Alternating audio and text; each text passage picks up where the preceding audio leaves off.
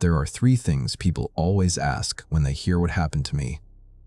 The first is how I survived. The second is what I saw. The third is what I ate. I used to answer all three. Not anymore. The first answer makes people think I'm exaggerating. The second makes them think I'm insane. And the third makes them stop inviting me over for dinner. So I learned to keep quiet. I learned to smile when someone complains about being hungry. I learned to excuse myself when the wind starts scraping branches against the roof. And I learned never to look too long at my reflection when there's snow on the ground. Because sometimes, if I catch the angle just right, I can see how thin I really am. Not how thin I look. How thin I am underneath. My name is Daniel Mercer. 5 years ago, I disappeared during a winter camping trip in the boundary waters of northern Minnesota. The official report says I became disoriented during an unexpected snowstorm, abandoned my planned route, and survived beneath a rock overhang until search and rescue found me near a frozen creek. That report is mostly wrong. I didn't become lost because of the storm. I didn't survive beneath the overhang. And when they found me, I wasn't alone. I had been winter camping for years before that trip, not the casual kind where you park beside a heated cabin and walk half a mile into the woods. I mean real cold weather travel, snowshoes, polks, frozen lakes, canvas hot tents, wood stoves, and temperatures low enough to turn the moisture inside your nostrils to ice. I knew how to dress without sweating. I knew how to read snow conditions and recognize frostbite before the skin turned white.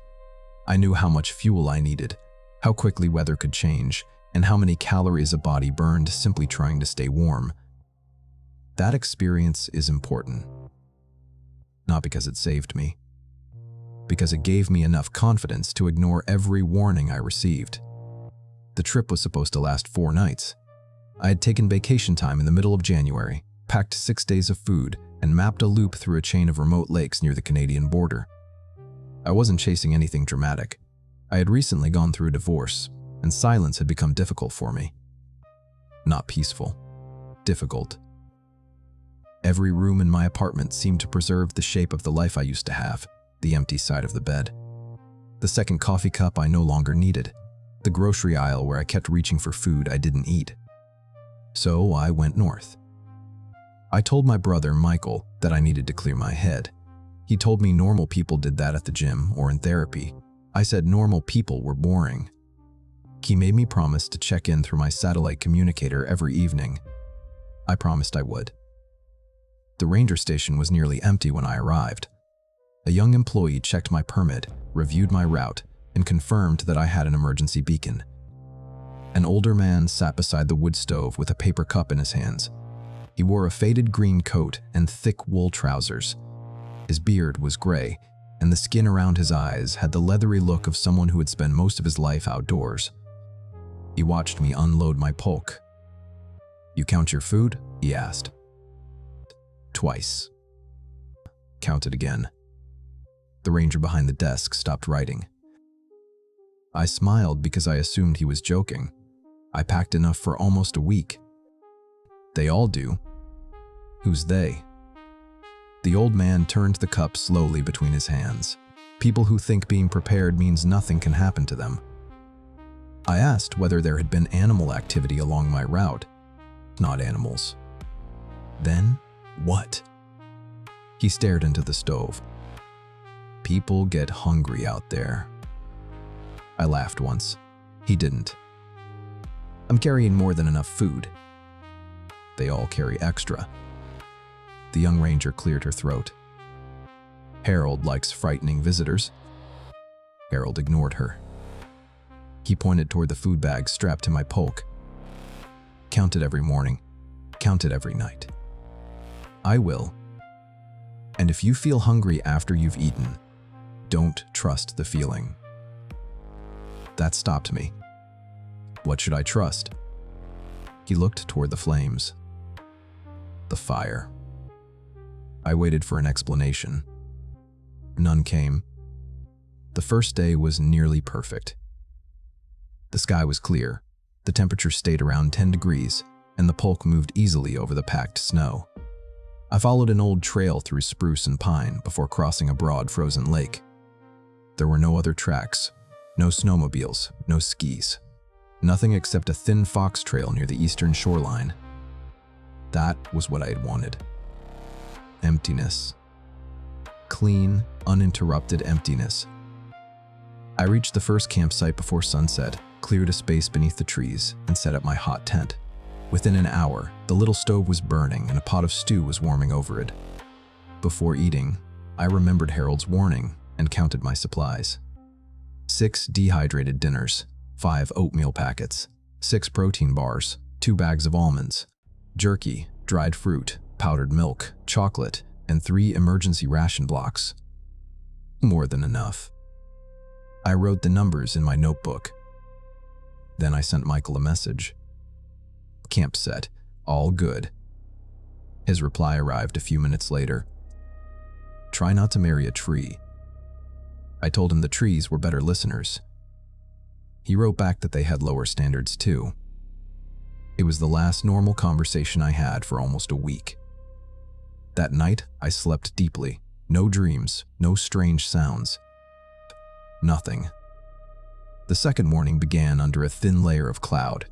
The sunlight had flattened into a gray haze that made the snow and sky look like one continuous surface. The forecast showed light snow in the afternoon and stronger wind overnight. Nothing unusual. I ate oatmeal, packed the tent, and continued north. Around noon, I found the footprints. They crossed the frozen lake from west to east. At first, I assumed they belonged to a moose. The impressions were deep, and the distance between them suggested a long stride. But when I approached, the shape made no sense. They weren't hoof prints. They weren't paws. Each mark was narrow at the heel and widened toward the front, almost like a bare human foot. Almost. The toes were too long. 5 distinct impressions stretched into the snow, the outer 2 curving slightly inward. I placed my gloved hand beside one. The print was nearly twice as long. There were no boot marks, no snowshoe tracks, no sign of clothing or equipment. Just bare footprints crossing a frozen lake in January. Beside one of the prints, a young pine had been snapped nearly 6 feet above the snow. The trunk wasn't crushed downward as though a large animal had pushed through it. The top had been torn sideways, leaving pale wood exposed beneath the bark. Whatever passed that way had been both tall and wide. I remember feeling curious rather than afraid. That embarrassment has stayed with me. Fear would have made me turn back. Curiosity made me follow them. The tracks continued for several hundred yards before disappearing into the trees. They never faltered, never changed direction, never showed any sign that the thing making them had struggled in the deep snow. Near the tree line, I noticed something dark inside one of the final prints. A strip of dried meat. I picked it up. It looked like jerky. The same brand I had packed. I checked the snack pouch on my belt. It was zipped shut, but one of the pieces I had placed inside that morning was missing. I told myself it must have fallen out earlier and been blown across the lake. The wind had been moving in the opposite direction. I threw the strip into the snow and returned to my route. The sky darkened rapidly that afternoon. Snow started before I reached the second campsite. Small, hard grains tapped against my jacket like sand. By the time I found the clearing, the wind had risen enough to shake loose snow from the branches overhead. The site was exactly where it should have been. Flat ground. Thick trees. An old fire ring buried beneath the snow. But something felt wrong. There was a smell in the air. Not rot. Not exactly. It reminded me of an animal carcass frozen beside a road, a greasy sweetness buried beneath the cold. I walked around the clearing, searching for the source. There were no remains, no blood, no disturbed snow. Still, the smell lingered. I considered continuing, but the storm was worsening and darkness was less than an hour away. So I stayed. I erected the tent, started the stove, and changed into dry layers. Then I tried to check in with Michael. The message wouldn't send. The device showed a connection, but the status remained pending. I stepped outside and tried again. Nothing. I assumed the cloud cover was interfering with the signal and decided to wait. Dinner was dehydrated chicken and rice. I ate the entire serving. Then a protein bar. Then a handful of almonds. I was still hungry. That wasn't unusual after a long day in the cold. The body burns enormous amounts of energy simply staying warm. But this hunger felt immediate. Sharp. As though I hadn't eaten anything at all. I made hot chocolate and added extra powdered milk. It filled my stomach but did nothing to the hunger.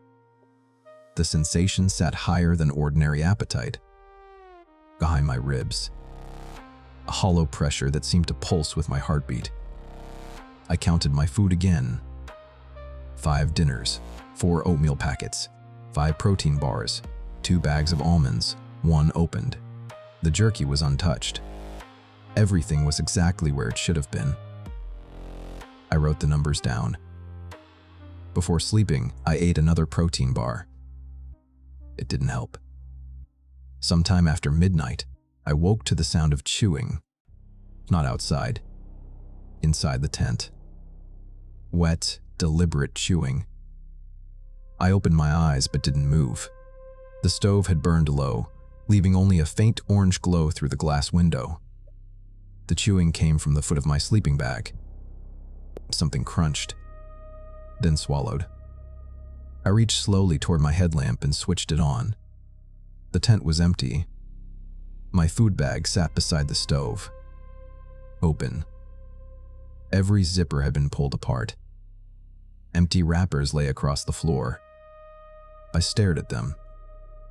Then I looked at my hands. Grease shone on my fingertips. A piece of almond skin was lodged beneath one fingernail. I had no memory of getting out of bed. No memory of opening the bag. No memory of eating. All the protein bars were gone. Half the jerky had disappeared. The opened almond bag was empty. I sat beside the stove until morning, telling myself exhaustion had caused me to sleepwalk. It was possible. People did strange things under stress. I wrote down what had happened. Then I counted the remaining food. 5 dinners, 4 oatmeal packets, 1 bag of almonds, half the jerky, 3 ration blocks. When daylight arrived, I stepped outside. Snow had buried part of the shelter. The wind had erased almost every trace from the previous day. Almost. A ring of footprints surrounded the tent. Bare feet. Long toes. They circled the campsite twice. None approached the entrance. None led away. I took a photograph. The image looked wrong when I reviewed it. The prints were visible, but their proportions seemed distorted around the edges, stretched as though the snow had shifted while the shutter was open. I took another picture. The camera battery died. It had been fully charged. I packed quickly. The storm had disrupted my original plan. Visibility across the lake was poor, and the wind had piled snow into drifts along the shoreline. I decided to abandon the loop and retrace my route. It should have been simple. Follow the compass south. Cross the same lake. Return to the first campsite. Instead, after 3 hours, I found myself back at the second site. At first, I thought I had followed the shoreline and circled around. Then, I saw my tracks. They approached the campsite from the north.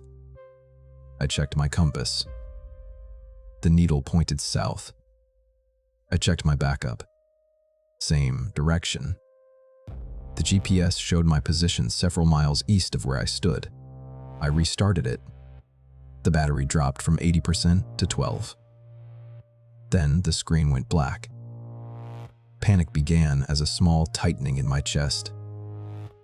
I knew enough to stop moving once navigation became unreliable. wandering wastes energy and makes rescue more difficult. I set up the tent again. The greasy, sweet smell was stronger now. I searched the perimeter and found nothing. No carcass. No droppings. No disturbed snow except my tracks and the ring of bare footprints from the night before. I gathered firewood, melted snow, and counted my food.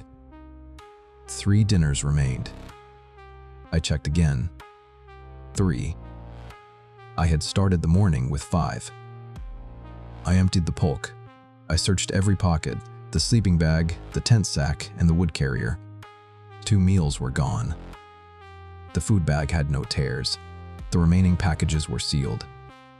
I searched outside and found one missing pouch buried beneath fresh snow 20 yards from the tent. It had been torn open. The inside had been scraped clean. The second lay near the fire ring. Empty. Small bite marks covered the edges of the plastic. Human bite marks. I held the package beside my mouth. The spacing matched my teeth. The hunger returned. It struck so violently that I doubled over. My stomach cramped. Saliva flooded my mouth. I stared at the remaining meals and felt a nearly irresistible urge to tear them open and eat the dry contents without heating them. I forced myself to prepare half of one. The first spoonful was bland. The second tasted metallic. By the fourth, it tasted like ash. I swallowed anyway. A few minutes later, I vomited beside the stove. Before I could stop myself, I reached toward it. My fingers touched the warm mixture. For one terrible moment, I felt relief. Not disgust. Relief. I merely lifted it back to my mouth. Instead, I shoved my hand into the snow I kept near the stove from melting. The cold shocked me into awareness. I sat there with my fist buried in ice until my skin went numb. That was when I understood something was happening inside me, not just around me. I tried the satellite communicator again. This time, a message went through. Lost route. Navigation malfunction. Sheltering at second campsite. Need assistance. The status icon showed delivered. No reply came. I waited an hour, then 2. By evening, the wind had faded. The forest became completely still. I could hear the wood cracking in the stove. I could hear my heartbeat. And from somewhere beyond the firelight, I could hear something eating. Wet tearing sounds. Bones snapping. Long pauses, followed by slow chewing. I didn't look outside. The smell of cooked meat drifted through the tent. There was no camp nearby. No fire beyond mine. But the scent grew richer. Roasted fat. Salt. Smoke. My mouth flooded with saliva. The food in my bag smelled like dust. Whatever was outside smelled better than anything I had ever eaten. I found myself standing near the tent entrance with one hand on the zipper. I didn't remember getting up. The smell seemed to pour through the canvas. I could almost picture what waited outside. A hot meal laid out on clean plates, meat falling from the bone, steam rising into the darkness. My fingers began pulling the zipper down. The stove popped. A spark struck my sleeve. The pain brought me back. I stepped away from the entrance. Outside, the chewing stopped. Something moved between the trees. Slowly. Heavily. The footsteps circled the campsite until dawn. I did not sleep. In the morning, I had 1.5 meals left. The missing package lay beside my sleeping bag. Empty. My lips were cracked and coated with seasoning. Blood covered one corner of the plastic where I had apparently cut my gums while chewing it open. I packed immediately. Staying would kill me. Either the cold would take me, or the hunger would make me walk into the woods. I tied the compass to my jacket where I could watch it constantly. I selected a landmark across the lake and moved toward it without looking away. Halfway across, I noticed another line of footprints beside mine. Bare feet. Long toes. They followed the same direction. I stopped. The tracks continued ahead of me for several yards, then ended. I turned. Behind me, they stretched all the way back to the campsite. I had seen nothing walking beside me. I started moving again. The tracks returned. One appeared near my left foot, then another 10 feet ahead, then another behind me. I walked faster. The stride beside me lengthened. Soon the prints were appearing 15 feet apart, then 20. I ran. The polk flipped behind me. Gear scattered across the lake. I stopped to recover it. The smell reached me again. Cooked meat. Hot fat. It came from the open food bag. I crawled toward it. Inside were the last unopened meal and the half-empty pouch from the day before. Beside them lay a slab of dark red flesh. Fresh. Wet. Still warm. I stared at it. It wasn't packaged. It didn't belong to anything I had packed. The surface trembled slightly as steam rose from it. I should have thrown it away. Instead, I lifted it. The smell was overwhelming. I brought it close to my mouth. A drop of blood ran across my glove. Then I saw the hair. A small patch clung to one side of the flesh. Brown. Fine. Human. I dropped it. Something moved beneath the tree line. A pale shape stood among the trunks, tall enough that its shoulders nearly touched the lowest branches. Its body was impossibly narrow, as though skin had been wrapped around a frame built from sticks. Above its head, the branches seemed to shift. Then I realized they were not branches. They were antlers. Massive, uneven shapes rose into the canopy, scraping against the trees whenever the creature moved. In the blowing snow, I couldn't make out much more than its silhouette. The creature did not approach. It watched me. The hunger surged. For one terrifying moment, I wanted to retrieve the meat. The creature tilted its head. Its antlers scraped against the trees overhead. The sound was like old wood breaking in a storm. I abandoned the polk. I left my tent, stove, sleeping bag, food, and emergency equipment lying on the lake. I carried only the hatchet, communicator, and fire steel. The forest seemed to close behind me. Every time I glanced back, the pale figure had moved closer. It never ran. I never saw it walk. But each time I looked away, there was less distance between us. I stumbled down a slope and struck my head against a tree. For several seconds, I lay in the snow. The hunger vanished. In its place came warmth.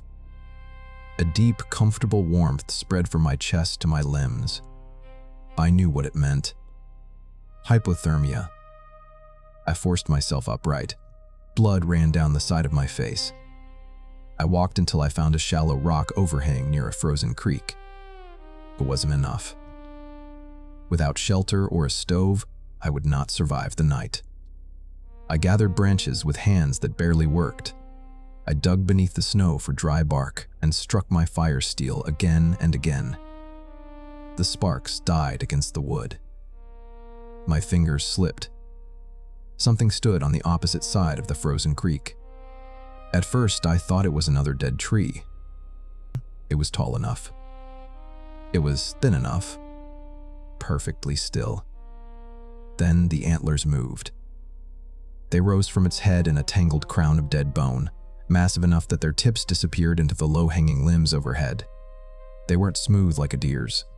They twisted in unnatural directions, some broken, some splintered, all coated in frost so thick they looked carved from old ivory.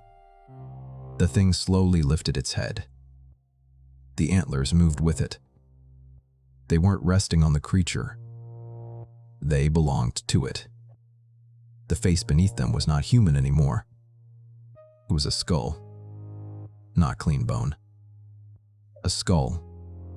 Gray skin clung to it in frozen strips, stretched over the cheekbones and peeled back from the teeth, leaving a permanent grin that looked less like a smile than a wound.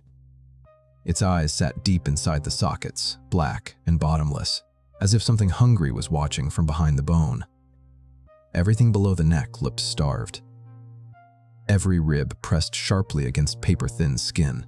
Its shoulders were narrow. Its arms hung almost to its knees, ending in long hands with black nails curved like hooks. Then my eyes reached its stomach. It didn't belong on the same body. Everything else looked as if it had been dead for months. Its abdomen was enormous, swollen, round. The skin stretched so tightly over it that I could see dark veins beneath the surface. For one impossible second, I thought I saw something move inside it. Not organs, shapes. As though it had swallowed far more than its body could contain. The smell reached me. Rotting meat, wet earth, cold iron. My stomach twisted so violently, I nearly doubled over. Not from disgust, from hunger. The creature tilted its head. Its antlers scraped the branches overhead. I struck the fire steel again. Nothing. The creature took one slow step onto the frozen creek.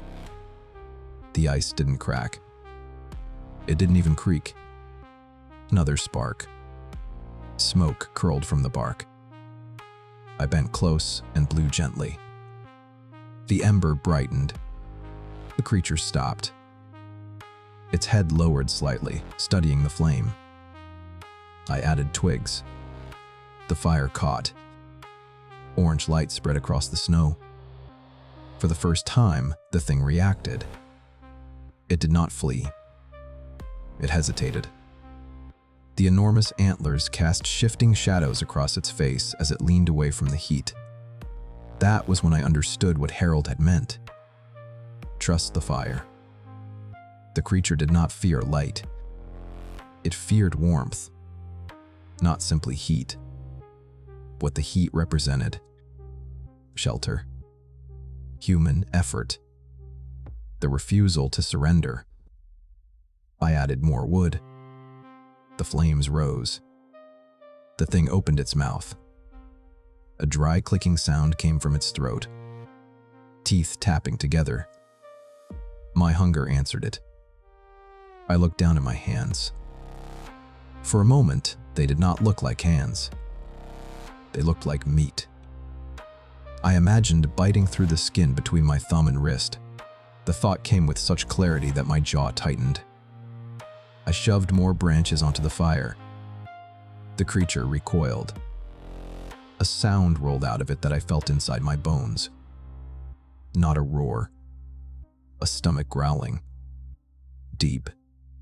Endless. The noise moved through the forest. My own stomach answered.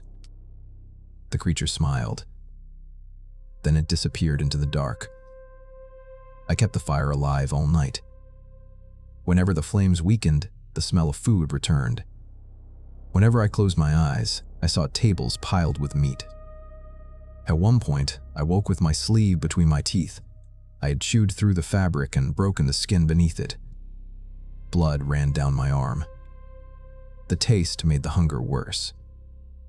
I burned branches, pieces of clothing, the straps from my backpack, and eventually the wooden handle of the hatchet after removing the blade. By morning, I had almost nothing left. I don't remember much of the next day. Only fragments. Walking beside the creek. Falling. Waking with snow in my mouth. Following the smell of bread into an empty clearing. Seeing a warm biscuit resting on a stump. A bowl of stew steaming beneath a pine tree. slices of cooked meat hanging from bare branches. Each vanished when I approached. Once, I saw my ex-wife sitting at a table in the snow. She never spoke. She only ate. I knew she wasn't real. That didn't stop me from walking toward her. When I reached the table, there was no woman. No table. Only a dead rabbit torn open in the snow. Blood covered my hands. I don't know whether I killed it. I don't know whether I ate from it. The next thing I remember is waking several hundred yards away with fur caught between my teeth. At some point, the communicator turned on by itself. The screen showed no messages, only the battery indicator. 1%. I tried to send my location. My fingers entered words I did not intend to type. Still hungry. I deleted them. The words returned. Still hungry. I threw the device onto the frozen creek. It landed on the ice. The screen remained lit. Near sunset, I found blood in the snow. A trail of bright red droplets led between the trees. I followed because I believed it might belong to a rescuer. The trail ended at a deer. It lay on its side in a small clearing. The body was still warm. Steam rose from the open cavity where its abdomen had been torn apart. Most of the organs were missing. Its hind legs twitched. I should have felt disgust. Instead, my mouth flooded with saliva. I knelt beside it. I told myself I needed calories. I told myself raw meat was dangerous, but freezing was worse. I told myself I would eat only enough to survive. My hands entered the wound. Warmth closed around my wrists. The smell was overwhelming. Blood. Fat.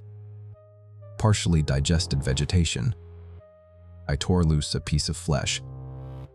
It trembled between my fingers. Across the clearing, the creature crouched between the trees. Its swollen stomach dragged against the snow. Its mouth was stained red. It had left the deer for me. I understood then. It wasn't trying to eat me. It was feeding me. I dropped the flesh. The creature's jaw tightened. For the first time, I sensed anger. Not because I had approached the carcass, because I had stopped. It rose. Its antlers struck the branches above it, showering snow across its shoulders. The bones in its back shifted beneath its skin. I ran. Branches whipped my face. The thing crashed through the forest behind me, no longer silent and no longer patient. I heard its stomach growling. I heard mine answer. The rhythm became impossible to separate. The ground vanished beneath me. I fell down an embankment and struck the frozen creek. The ice cracked. Dark water rushed over my legs. Cold erased everything. The hunger. The hallucinations. The smell. I clawed at the ice and pulled myself onto the bank. My lower body was soaked. I had minutes before the cold made movement impossible. Ahead of me, through the trees, I saw an orange light. A lantern. Someone shouted, "Over here." I crawled toward it. The creature moved along the ridge above me. I could hear its joints cracking and its antlers striking the trees. The lantern came closer. Two figures in red winter gear appeared through the snow. Search and rescue. One of them dropped beside me. He said my name.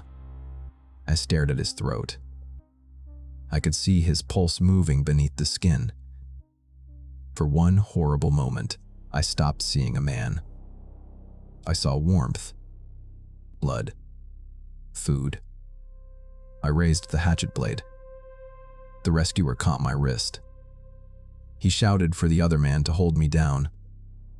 They wrapped me in an insulated blanket and strapped my arms against my body. I stared past them. The creature stood between the trees. It watched. The rescuer followed my gaze. "What do you see?" I couldn't answer. The creature placed one long hand against its swollen stomach. Then it pointed at me.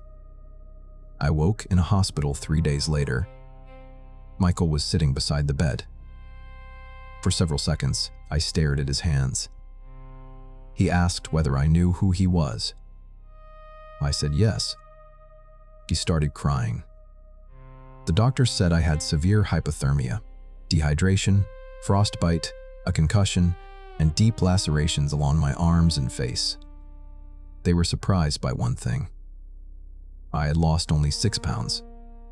5 days in extreme cold, almost no food, constant physical exertion. 6 pounds. One doctor joked that my body must have found something to run on. I didn't laugh.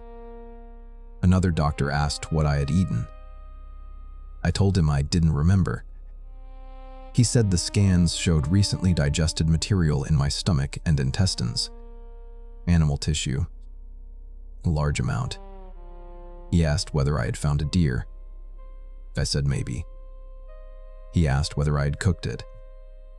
I said I didn't know. He looked uncomfortable. Search teams recovered part of my gear. The pulk was found on the lake. The tent was still packed inside it. So was the stove. So was the sleeping bag. And that was impossible. I had used all 3. My food bag contained 5 unopened meals. My camera battery was full.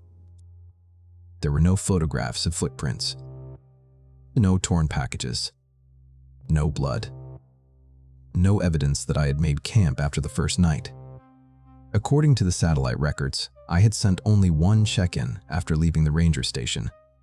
Camp said, all good. Nothing else. The rescuers found me nearly 14 miles from my planned route. They said I had crossed terrain that should have been impassable during the storm. The official explanation was confusion caused by hypothermia. I accepted it publicly. Privately, I called the ranger station. I asked for Harold. The employee on the phone was silent. Then she asked who I meant. I described him. Older, gray beard, faded green coat, usually sat beside the stove. She said no one named Harold worked there. I told her the younger ranger had spoken to him. She asked when I had visited. I gave her the date. The silence lasted longer this time. Then she told me a man named Harold Vance had worked as a ranger in that district decades earlier. He disappeared during a winter search in 1987. His body was never found. Before hanging up, she asked whether Harold had warned me about the second campsite. I said yes. She asked what he told me. I repeated his words. People get hungry there. The woman whispered something I couldn't hear. Then the call ended. For the first few months after I returned home, nothing made the hunger go away. I would finish dinner and feel as though I had skipped it. I would eat until my stomach hurt, but the emptiness remained. It wasn't in my stomach. It lived higher, behind my ribs, close to my heart. Food began tasting like ash. Bread had no flavor. Fruit tasted rotten. Cooked meat tasted burnt. Only raw meat smelled good. I gained weight at first. Then I began losing it. No matter how much I ate, the numbers dropped. Blood tests were normal. Scans were normal. My doctors suggested trauma, stress, or disordered eating. I stopped seeing them. Winter ended. The hunger weakened. By June, I could almost ignore it. By August, I believed it was gone. Then the first cold night arrived. I woke standing in my kitchen. The refrigerator door was open. Raw meat lay across the counter. I had eaten part of it. I could taste blood between my teeth. I threw everything away and installed locks on the refrigerator and pantry. A week later, I woke in the backyard. Barefoot. There was snow on the ground. The footprints behind me were narrow, long at the toes. I moved to a warmer state. It didn't help. The cold follows weather patterns. The hunger follows the cold. Every winter, it returns. Each year, it lasts longer. Last December, Michael came to visit. He found me standing outside his bedroom at 3 in the morning. He asked what I was doing. I told him I was listening to his heartbeat. He left before sunrise. We haven't spoken since. I don't blame him. There are nights when food appears around my apartment. A plate of meat on the kitchen counter. A bowl of stew beside the bed. A warm loaf of bread inside the locked pantry. It vanishes when I touch it. Sometimes it leaves blood behind. Sometimes I wake with blood beneath my fingernails. I don't keep pets. I don't visit friends with children. I don't go hiking. I don't sleep near open windows. And when winter comes, I lock myself inside before dark. 2 weeks ago, I looked into the bathroom mirror after taking a shower. The glass had fogged. My reflection stood behind the mist. I wiped it clear. For a moment, I saw my normal face. Then I noticed the stomach. My reflection's ribs showed through its skin, but its abdomen was swollen, distended, full.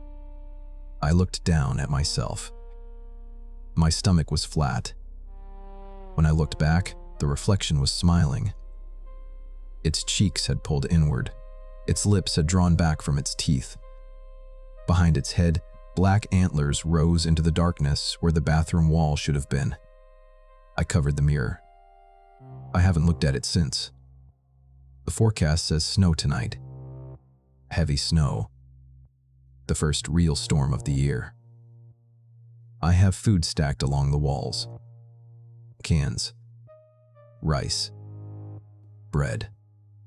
Enough to feed a family for months. It won't be enough. It never is. The smell started an hour ago. Cooked meat. Hot fat. Smoke. It is coming from the hallway outside my apartment. I checked through the peephole. There is nothing there. But the smell keeps growing stronger. The hunger is getting worse. I can hear my neighbors moving in the apartment next door. A family lives there. A mother. A father. 2 children. I know their schedules. I know when they go to bed. I know their door doesn't always latch unless they pull it closed. I keep thinking about how warm they are. How much blood the human body contains. How long a family of 4 might last. Something is scratching beneath my ribs now. Not pain. Movement. As if a long, thin hand is reaching up from inside my stomach. I placed my palm against it a few minutes ago. Something pressed back. The smell from the hallway has stopped. But I can still smell meat. Fresh. Warm. Close. It isn't coming from outside anymore. It is coming from my hands. And I don't remember where I was last night. This story came from a suggestion left in the comments of our last video about the Grafton Monster, so keep them coming. If you'd like to hear more from the Hollows, consider subscribing to Hushed Hollows. There are more forgotten trails buried beneath fresh snow, more campfires that should never have gone cold, and more old legends still waiting beyond the tree line. Tell me in the comments which cryptid you want us to follow next.